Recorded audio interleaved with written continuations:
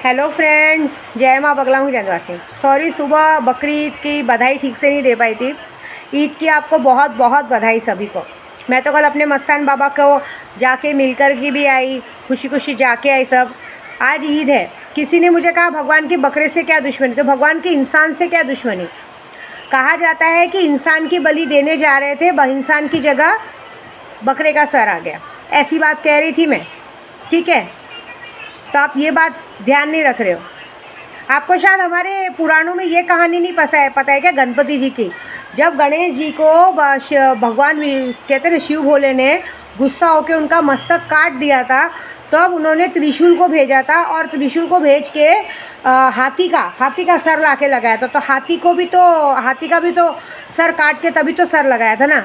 भगवान का लॉजिक भगवान को समझने दो ना। आप और हम क्यों दिमाग लगाते, कुछ ज़्यादा दिमाग नहीं लगाते। एक्चुअली कैसा मालूम है, जिन लोगों को कुछ काम धंधा नहीं रहता ना, वही अपनी माँ चुदाते इधर यूट्यूब पे। ऐसी बात है, कुछ ज़्यादा ही दिमाग लगाते, एक्स्ट्रा दिमाग लगाते। पंडिताई की बात करते, ABCD तो आती नहीं पंडित की। कोई भी चीज़ जानने के लिए उसका हमें कहते हैं ना 0% की जानकारी होनी बहुत ज़रूरी है। भगवान की बातें भगवान जाने।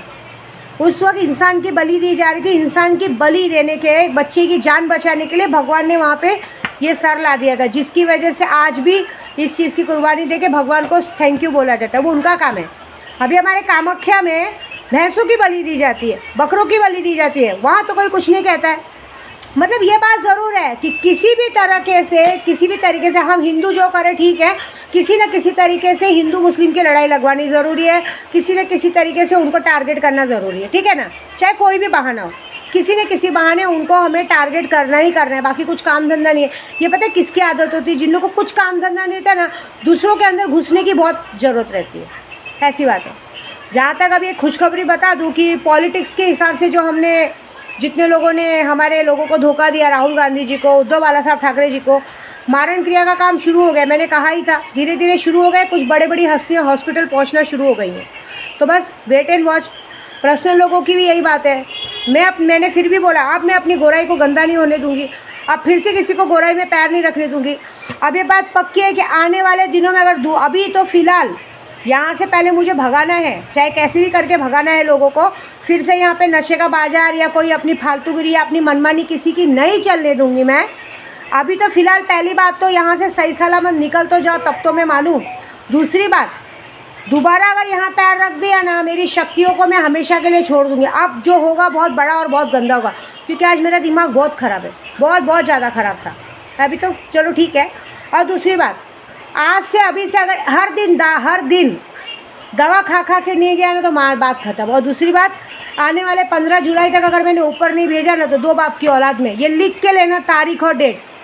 जिसने ये गलती की है ना, अब वो लोग ऊपर जाएंगे, चाहे जो हो जाए जाएंगे। ये गलती करने से पहले सोचना चाहिए था। अब ये गलती की माफ़ी नहीं है, ये बात याद रखना। अब चाहे जो हो जाए, ये बात पक्की है कि 15 जुलाई को विकेट गिरेगा।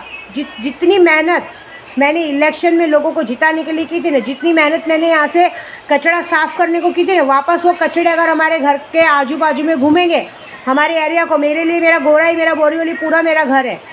और अगर यहाँ पे फिर से गंदगी घुसी, तो उस गंदगी को साफ़ करना पहला मेरा काम है। शायद BMC वाले भूल गए साफ़ करना, तो मैं ही कर देती हूँ। तो ठीक है, मैं करती हूँ। मज़ा देखो क्या करती हूँ। आने वाली 15 जुलाई लास्ट है। और आज से और अभी से अगर हर एक दिन दवाई खा के नहीं गया ना, मेरा नाम बदल देना। लोगों को जहर खिलाने का शौक़ है ना, खुद जहर खाओ तो पता चलेगा कि जब जहर जाता है पेट में तो कैसा लगता है। मुँह उठा के आ जाना बहुत बड़ी बात है। अब उस मुँह उठा के आने के बाद की सज़ा जो मिलने वाली, वो भी बहुत बड़ी होगी। अब जो होगा बहुत बड़ा और बहुत गंदा होगा, ये मेरा वादा है। दूसरी बात, बकरी ईद है आज सब चाहते हैं गिफ्ट मिले कुछ। तो हमेशा मुझसे बोलते हैं, मैं तो शक्तियों से ज़्यादा कुछ दे नहीं सकती। तो ये बात पक्की है कि आज आप जो भी शक्ति लोगे, वो शक्ति आपको आधे प्राइस में मिलेगी। 20,000 की शक्ति तो 10,000 में मिलेगी, ये मेरा वादा है। और दूसरी बात, पूर्णिमा आ रही है 22 तारीख को, अम्बुज का मेला, माँ कामाख्या का पूर्णिमा है। 3 दिन पहले पट बंद हो जाएगा। माँ को रुद्र कहते ना, माँ को खून की नदी बहेगी, कहते ना, जैसे औरतों को मासिक धर्म आता है ऐसा। तो सबसे बड़ा वशीकरण, कामाख्या वशीकरण सीखने का, करने का यही मौका है। और दूसरा जो काम मैं बता रही हूँ वो बहुत बड़ा है। अगर अभी आप इसमें ध्यान दोगे तभी जाके आगे बढ़ोगे। तो जिसको भी कामाख्या वशीकरण सीखना है या करवाना है, अभी नाम लिखा सकते हो। दूसरी बात, किसको भी शक्ति चाहिए तो अभी लो। सबसे बड़ा सिल्फी जिन, सिफली जिन एक ऐसा जिन है जो आपकी ख्वाहिश बहुत जल्दी पूरी, इसके लिए 1.25 लाख 2 लाख जाप की ज़रूरत नहीं होती है। बस कुछ हम लोग सिद्धियाँ करके देते हैं और एक नाम जपना रहता है, और नाम जपने से ही वो आपके पास आ जाए। लेकिन एक बात ज़रूर है कि सिफली जिन अगर एक बार आपके पास आया, आपका काम शुरू किया, तो ये आपके पास से कभी नहीं जाएगा। इसका एक ही खाना पीना है, जो आप खाओगे, जो आपको खाना देना पड़ेगा, जो आप पियोगे वही पिएगा, अलग से एक्स्ट्रा कुछ नहीं देना पड़ता है। और आप इसको भेजना चाहोगे तो भी नहीं भेज सकते, लेकिन पावरफुल बरोबर है। आप बोलोगे इस आदमी को पागल बना दो, आदमी को पागल बनाने का दम ये शक्ति रखती है। तो अभी भी कहूँगी शक्ति लो, बाकी कुछ लोगों को पागल बनाने का काम मैं आज से शुरू कर रही हूँ। माता रानी की कसम, माँ विंध्याचल, मेरी विंध्यवासिनी मुझे दिल से प्यारी है।